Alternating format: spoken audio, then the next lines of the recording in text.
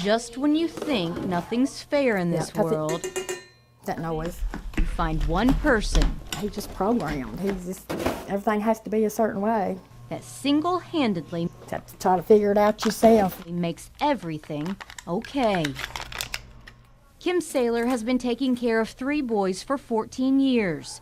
Just trial and error, I'm telling you. She makes their life bearable. But lately, she says the state is not doing the same for her. They're a ward of the state. The state is the guardians.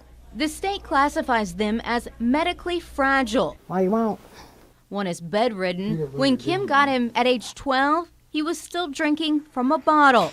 He's now 26. He misses school. He loves school. He was the prom king. He went to graduation. Her second turned 21 last October. This is a circle. This house is a circle, and he just circles all the time now. All day long, with a Matchbox car between his fingers. The third boy died about a month after he turned 21. Kim held his funeral. He had the same guardian for 4 years, didn't even call or come. To her, it's a symptom of a much bigger problem. I hate to complain because I asked for this. It wasn't dropped here. I asked for this. This is the children that I chose. I didn't, it wasn't, But you nobody did it. made me take these children. I wanted them. But I you chose did this. it under the guise that the state was going to support you. Sure. Every foster parent does. I mean, you can't raise a child with no funds coming in. Here's what happened. Most foster kids age out of the state's care at 18, but medically fragile 18-year-olds can stay in the system until they're 21. Foster care is over with. They never have to open the case again, never. At 21, it's all over with. So what happens after their 21st birthday? They just get lost. They get lost in the system.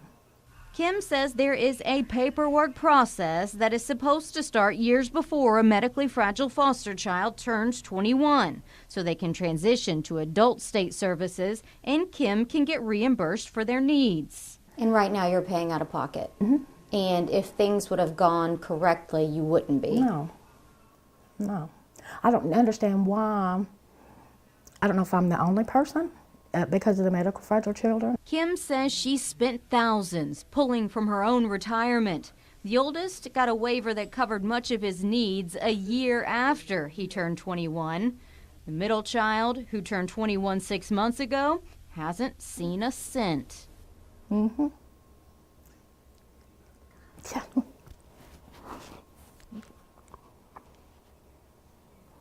They don't have the funds to pay me. Or they have got the funds, but they're just not. It's paperwork. That's what it amounts to. She says working this out with the state is a nightmare of finger pointing and delays. But you still haven't gotten any money. No. And what does the guardian say? She won't call me back. I've not heard from her. Here's the thing. Kim doesn't want to adopt the boys. She doesn't want guardianship either. She loves them and they love her. But she's clear that they aren't her children. The state has taken these children from the home. They're responsible. But the way that I see it, Would you ever send these kids back? no. Kim doesn't usually get to leave the house and hasn't for 14 years. You think there's a lot of respite opportunities to take care of her boys? No. I think that the boys do stuff that they need. Kim believes her boys are the result of a messy system. Do you think the state's hoping that you will just keep them and move Well, on I with your have. life? I have. Is that fair? No. No.